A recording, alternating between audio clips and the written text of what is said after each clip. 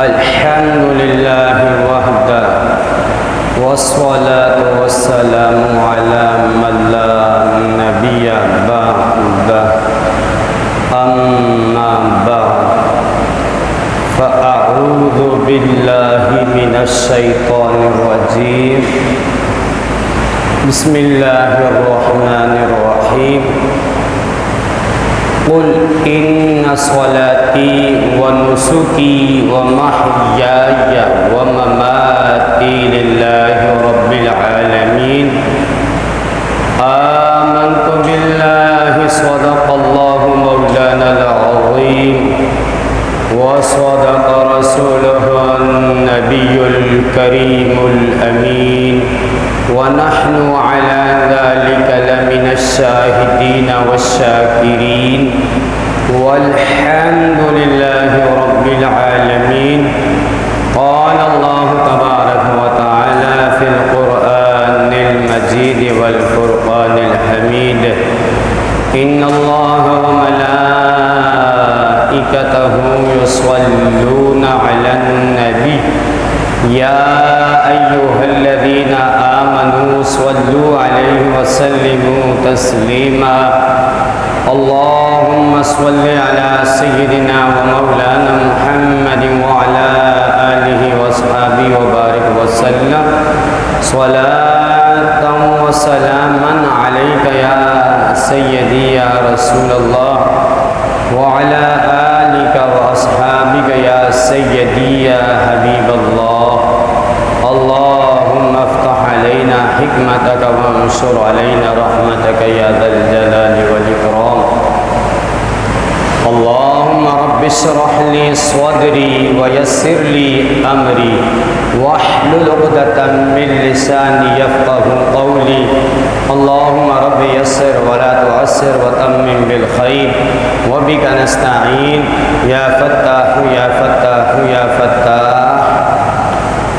اللهم ربنا لا تؤاخذنا إن نسينا أو أخطأنا ربنا ولا تحمل علينا إصرا كما حملته على الذين من قبلنا ربنا ولا تحملنا ما لا طاقة لنا به واعف عنا واغفر لنا وارحمنا أنت مولانا فانصرنا على القوم الكافرين.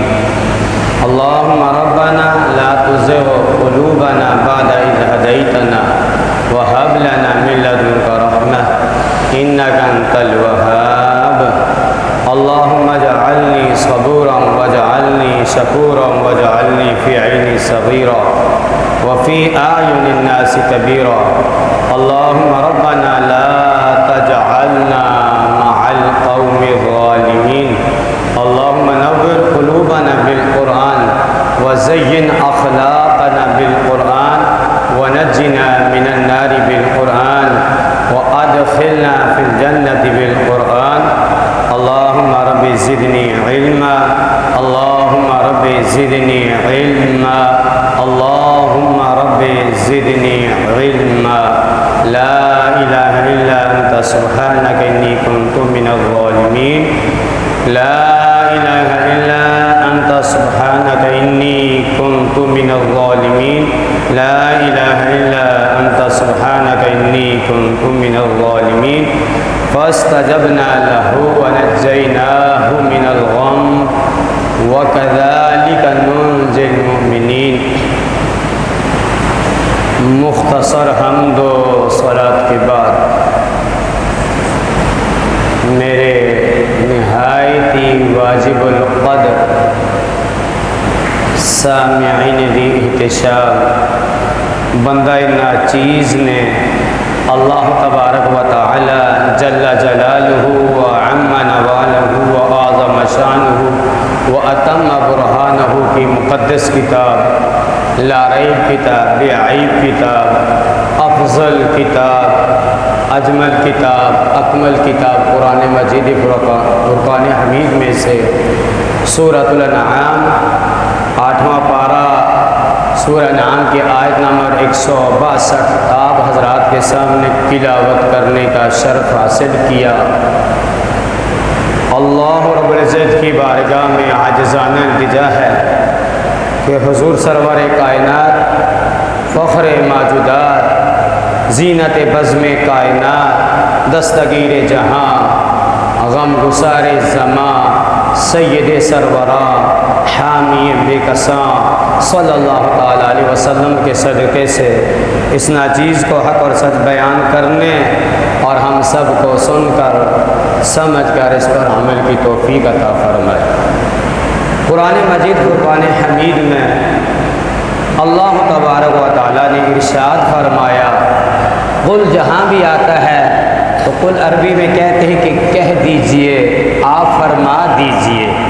اللہ پاک نے اپنے محبوب سے فرمایا کہ محبوب مجھے آپ کی زبان اتنی پسند ہے کہ آپ کی زبان سے نکلنے والے کلمات جو ہے اتنے پسند ہیں کہ جب آپ فرماتے ہیں کہ قل کہہ دیجئے، محبوب آپ جو کہتے ہیں وہ لوگوں کے دل پر وہ بات اثر کر جاتی ہے، وہ زمانے میں آواز گونج جاتی ہے، وہ بے نمازیوں کو نمازی بنا دیتی ہے، بے ایمانوں کو ایمان والا بنا دیتی ہے، نافرمانوں کو فرما بردار بنا دیتی ہے، نابینے کو آنکھوں والا بنا دیتی ہے، بے حرکتوں کو حرکت والا بنا دیتی ہے، پستوں کو عروج میں لے جاتی ہے، دوزخیوں کو جنتی بنا دیتی ہے۔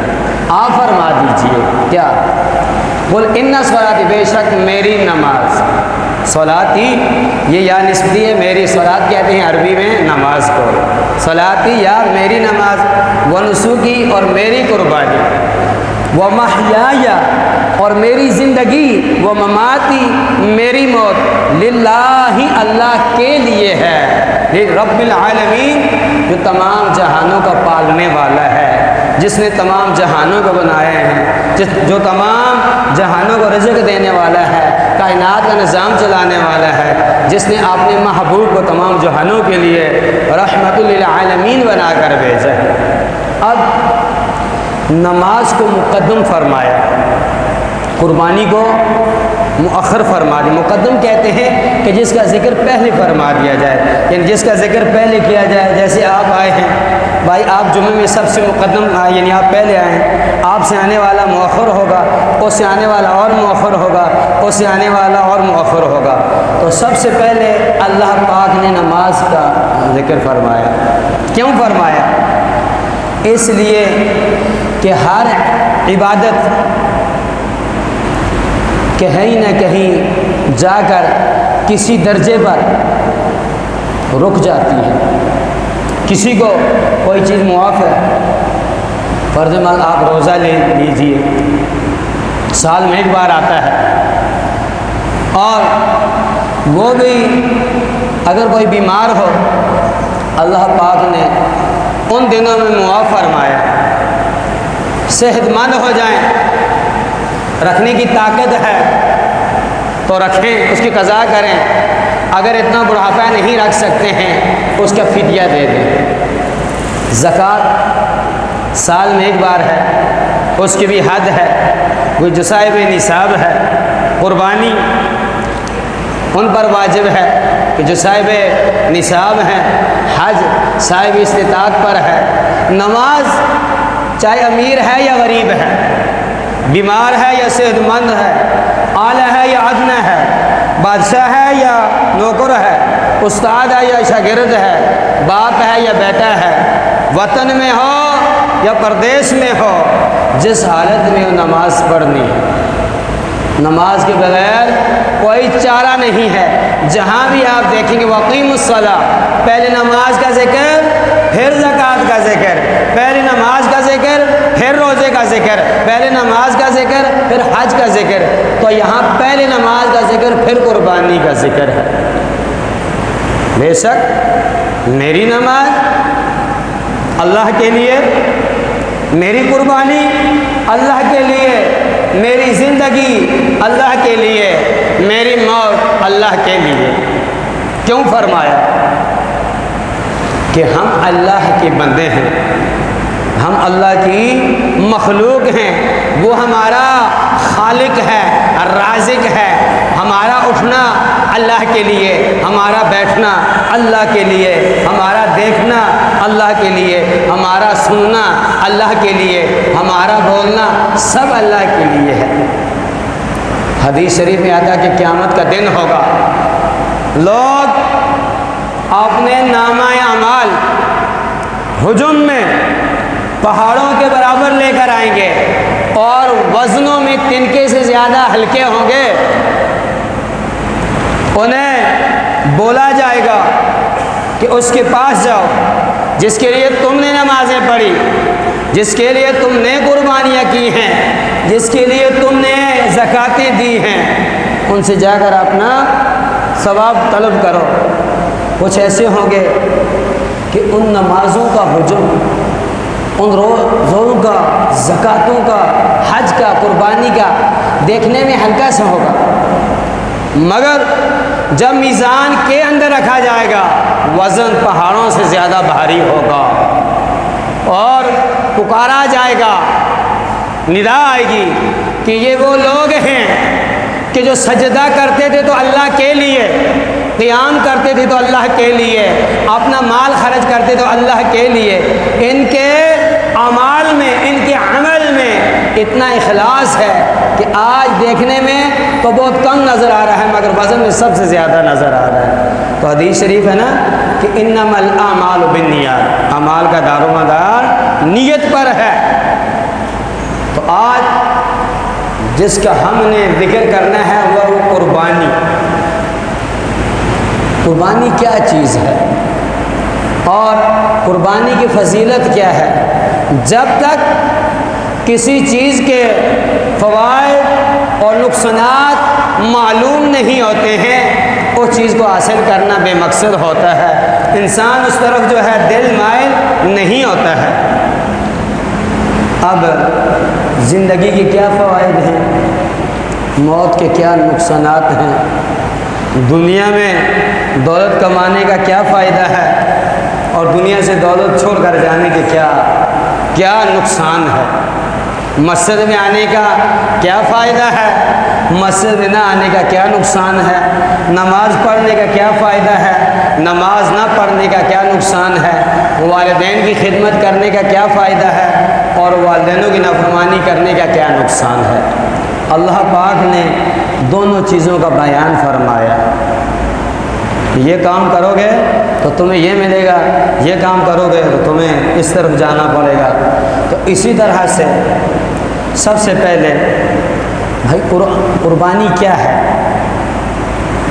فرض ہے، واجب ہے، سنت ہے، مستحب ہے، اور قربانی کا ذکر کہاں پر ہے اور قربانی کب سے قائم ہے، اس کے بعد پھر فضیلت پر چلتے ہیں۔ قربانی کا سلسلہ حضرت آدم علیہ السلام سے ہوتے ہوئے آ رہا ہے۔ دو بیٹے تھے، ایک کا نام حابیل، دوسرے کا نام قابیل تھا۔ دونوں نے جو ہے میں اس طرف بہت لمبا ہے، اپنی اپنی قربانیاں، دونوں سے غلطی ہوئی تو اللہ نے حکم فرمایا کہ دونوں سے کہہ دو کہ اپنی اپنی قربانیاں پیش کریں۔ ایک نے جانور کی قربانی پیش کی، دوسرے نے غلے کی قربانی پیش کی۔ تو اس دور میں یہ ہوتا تھا کہ ایک میدان کے اندر اپنا صدقہ رکھ دیا جاتا تھا، اپنی قربانی کو رکھ دیا جاتا تھا۔ جب آسمان سے آگ نازل ہوتی، جس کی قربانی کو جلا دیتی اس کی قربانی قبول ہو جاتی، اور جس کی قربانی کو آگ نہیں جلاتی وہاں پر ہی رہتی اس کی قربانی مردود ہو جاتی، وہ کائنات میں لوگوں کے سامنے بڑا شرمندہ ہو جاتا۔ یہ سلسلہ چلتے چلتے جو ہے حضرت آدم علیہ السلام سے لے کر حضرت ابراہیم خلیل اللہ تک پہنچا۔ اللہ پاک نے آپ کو کئی آزمائشوں میں ڈالا اور اللہ کے فضل سے کامیاب ہوتے ہوتے جو ہے اللہ پاک نے حکم فرمایا کہ سب سے پیاری چیز کو میری راہ میں قربان کرو۔ انشاءاللہ وہ بھی آپ سنیں گے، آج میرا یہ موضوع نہیں ہے تو حضرت اسماعیل ذبیح اللہ کی قربانی پیش کی گئی، اللہ پاک نے اس کے جو ہے بدلے میں جو ہے فدیہ ایک جنت سے مینڈا بھیجا، وہ ادا ہوا۔ تو اسی طرح سے جب دور پیارے مصطفیٰ علیہ الصلوۃ والسلام کا آیا، جب دور سرور کونین صلی اللہ تعالیٰ علیہ وسلم کا آیا، اور ایسے نبی کہ جو امام الانبیاء، جن پر نبوت کا دروازہ بند ہوا، تو اللہ پاک نے انہیں جہاں میں جو عطا فرمایا، وہ کائنات میں سب سے چنی ہوئی چیزیں عطا فرمائی، ہر چیز کا مجموعہ عطا فرمایا گیا۔ تو اسی طرح سے اس امت کا بھی جو ہے مجموعہ سب سے افضلیت میں اس امت کو عطا فرمایا گیا۔ قربانی کا سلسلہ وہی تھا، مگر قبولیت کو الگ رکھا گیا۔ وہاں جلایا جاتا، وہاں دکھایا جاتا کہ یہ قبول ہے، یہ مردود ہے۔ یہاں فرمایا کہ محبوب ایسا نہیں ہوگا کہ یہ تیری امت ہے، گناہگار ضرور ہے مگر نسبت تیرے ساتھ ہے۔ اگر یہاں یہ معاملہ ہو گیا تو محبوب جب آپ پریشان ہوں گے، آپ غمگین ہوں گے، تو ہم آپ کو غمگین دیکھنا نہیں چاہتے ہیں۔ میں تو تیرا وہ رب ہوں محبوب، اللہ نے فرمایا کہ تیرا چہرہ اٹھے تو میں قبلہ تبدیل کر دیتا ہوں، تیری انگلی اٹھتی ہے میں چاند کے 2 ٹکڑے کر دیتا ہوں، تیری انگلیوں سے جو ہے میں پانی کے چشمے جاری کر دیتا ہوں، تیرے لعاب دہن کی برکت سے جو ہے میں حضرت جابر کی ہنڈیا کے اندر جو ہے برکت ڈال دیتا ہوں کہ 1500 صحابہ کھانا کھا کر چلے جاتے ہیں، کھانے میں کمی نہیں آتی ہے۔ تیرے لعاب دہن کے صدقے سے میں جو ہے کھارے کنویں کو میٹھا کر دیتا ہوں۔ اور تیری امت کی قربانی کا یہ معلوم نہیں ہوگا کہ کس کی قبول ہو یا کس کی نہیں ہوگی۔ یہ میں رب ہوں، میں جس سے چاہوں قبول کروں، میں جس سے چاہوں مردود کروں، یہ میرے اور میرے بندے کے درمیان ہوگا۔ ہاں، ضابطہ اور قانون بتا دیا جائے گا کہ کس مال سے قربانی قبول ہو سکتی ہے اور کس مال سے قربانی قبول نہیں ہو سکتی ہے۔ یہ میرے اور میرے بندے کا مسئلہ ہے۔ محبوب یہ تیری امت ہے، یہ میری مخلوق ہے۔ پہلی امتوں میں ہم نے یہ قاعدہ رکھا، قانون رکھا تھا، اگر کپڑا ناپاک ہو جائے اس سے جلانا یا کاٹنا پڑتا تھا، جسم ناپاک ہو جائے اس سے کاٹنا پڑتا تھا، کوئی گناہ کرے اس کی پیشانی پر ظاہر ہو جاتا، کوئی گناہ کرے اس کے دروازے پر لکھا جاتا۔ محبوب یہ تیری امت میری مخلوق ہے، یہاں کپڑا کاٹنا نہیں ہوگا، یہاں جسم کاٹنا نہیں ہوگا، یہاں گناہ ظاہر نہیں کیا جائے گا۔ محبوب ادھر گناہ کریں گے ادھر ہم حکم فرمائیں گے بدی لکھنے والے فرشتے کو کہ 3 بار نہیں لکھنا ہے۔ اگر میرا بندہ گناہ کرے اور گناہ کے بعد جو ہے فوراً توبہ کرے، اس کے گناہ کو مٹا دیا جائے، اس کے درجات کو بلند کر دیا جائے اور اس کی پیشانی پر ظاہر نہیں کیا جائے گا۔ محبوب امتی تیرا اور لوگوں کے سامنے شرمندہ ہو جائے۔ ہماری یہ شان نہیں ہے، ہماری یہ شان ہے کہ محبوب جو تیرے وسیلے سے دعا مانگے، جتنا بھی گناہ گار ہوگا ہم اس کی جو ہے توبہ قبول کر دیں گے، اس کی بدیوں کو نیکیوں میں بدل دیں گے۔ تو یہاں قربانی کا سلسلہ چلا آ رہا ہے، مگر قبولیت کے اندر جو ہے طریقہ تھوڑا سا الگ فرما دیا اور اتنا افضل عطا فرمایا، اتنے درجات بلند فرما دیے کہ لکھنے والے، سننے والے، دیکھنے والے حیرت سے رہ جاتے ہیں۔ فرمایا کہ جو شخص قربانی کرے گا مردود اور قبول یہ بات کی بات ہے۔ محبوب ہم نے یہ فضیلت عطا فرما دی ہے کہ جو میری رضا کے لیے جو ہے محبوب جو تیرے طریقے پر قربانی کرے گا، قربانی کا خون کا قطرہ زمین پر بہت میں گرے گا، سب سے پہلے اس کی قبولیت ہو جائے گی۔ اور پھر فرمایا کہ قربانی کے خون کا قطرہ جانور اور زمین کے درمیان میں ہوگا، اس کی زندگی کے سابقہ گناہوں کو معاف کر دیا جائے گا۔ اور قیامت کے دن جو ہے قربانی کو جو ہے 70 درجے جو ہے بڑھا کر میزان میں جو ہے پیش کیا جائے گا۔ 70 درجہ قیامت ہے، اگر کسی کو 1 درجہ بھی مل جائے نا وہ اپنی قسمت پر ناز کرے، اور جہاں 70 درجے بڑھائے جائیں گے اس شخص کی کیا فضیلت ہوگی۔ پھر جب صحابہ کرام علیہ رضوان نے پوچھا کہ یا رسول اللہ صلی اللہ تعالی علیہ وسلم، آقا ہمارے ماں باپ پر قربان ہو جائیں، یہ قربانیاں کیا ہیں؟ فرمایا یہ تمہارے باپ ابراہیم علیہ السلام کی سنت ہے۔ کس کی سنت ہے؟ ابراہیم خلیل اللہ علیہ السلام کی سنت ہے۔ صحابہ اکرام نے پھر دریافت کیا کہ یا رسول اللہ اس میں ہمارے لیے کیا نیکیاں ہیں، ہمیں کیا اجر ملے گا؟ فرمایا کہ جو شخص قربانی کرے اور قربانی کے جانور کے کھال پر جتنے بال ہوں گے اللہ پاک اتنے درجات بلند فرما دے گا۔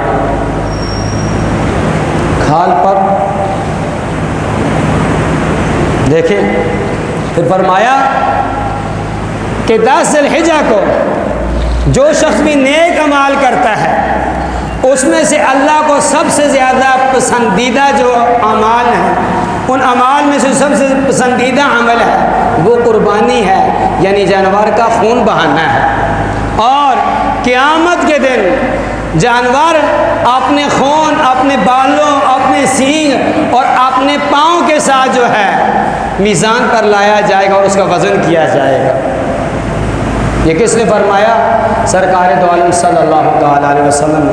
اب قربانی کے معنی کی طرف آتے ہیں۔ قربانی کا لغوی معنی اور اصطلاحی تعریف یہ ہے مخصوص جانور کو مخصوص وقت میں اللہ کا قرب حاصل کرنے کے لیے ذبح کرنے کو قربانی کہتے ہیں۔ یاد رکھنا، مخصوص جانور مخصوص وقت میں اللہ کو راضی کرنے کے لیے ذبح کرنے کو قربانی کہتے ہیں۔ مخصوص جانور، مخصوص یعنی عمر کے اعتبار سے مخصوص ہو۔ گائے کم از کم 2 سال، بھینس 2 سال، اونٹ کم از کم 5 سال، بکری بکرا 1 سال، دمبا جو ہے وہ 6 ماہ کا بھی ہو، اس کا جسم اگر سال والوں میں چھوڑ دیا جائے، کوئی فرق نہ ہو کہ سال کا لگتا ہو، تو اس کی بھی قربانی ہو جائے گی۔ مخصوص جانور مخصوص وقت میں 10 ذی الحجہ کی جہاں دیہات ہے وہاں صبح صادق، جہاں نماز عید پڑھی جاتی ہے، نماز عید ادا کرنے کے بعد 12 کے غروب آفتاب سے پہلے جانور کو ذبح کرنے کو اللہ کی رضا حاصل کرنے کے لیے قربانی کہتے ہیں۔ اب کس شخص پر قربانی واجب ہے؟ غور سے سننا، میں آپ کو قواعد بتا رہا ہوں، آپ نے اپنے اوپر خود قیاس کرنا کہ مجھ پر قربانی واجب ہے یا نہیں ہے۔ انسان کی ذات نمبر 1 مسلمان ہونا۔ اگر وہ مسلمان ہے تو پھر اس میں یہ دیکھا جائے گا یہ سفر میں ہے یا وطن میں ہے۔ اگر وطن میں ہے، سفر میں ہے تو قربانی واجب نہیں ہے۔ پھر یہ دیکھا جائے گا کہ یہ صاحب نصاب ہے یا نہیں ہے۔ اب صاحب نصاب، یہاں آ کر آپ لوگ جو ہے نا ڈگمگا جاتے ہو۔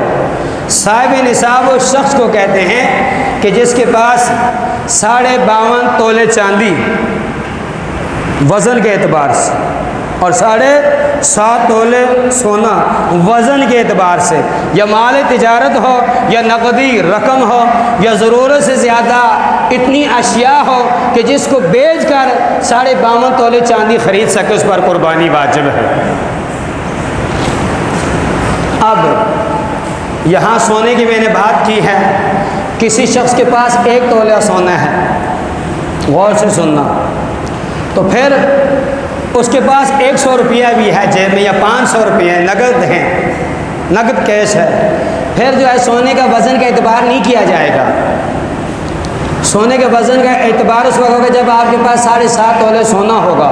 چاندی کے وزن کا اعتبار اس وقت ہوگا جب آپ کے پاس 7.5 تولے چاندی ہے، اس کو تولا جائے گا، وزن کیا جائے گا۔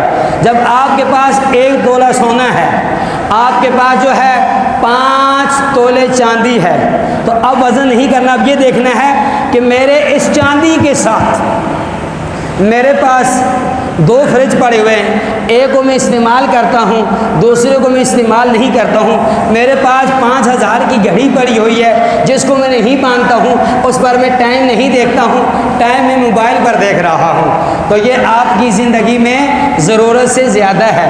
اب 1 تولہ آپ کے پاس سونا اور 5,000 کی گھڑی جس کو آپ استعمال نہیں کرتے ہیں، آپ کی ضرورت زیادہ ہے، یا آپ کے پاس ایک ٹچ موبائل ہے جس سے آپ استعمال کرتے ہیں، دوسرا موبائل 4,000 کا ہے جس سے آپ استعمال نہیں کرتے ہیں، 1 تولہ سونا، 5,000 یا 4,000 کا آپ کے پاس موبائل ہے۔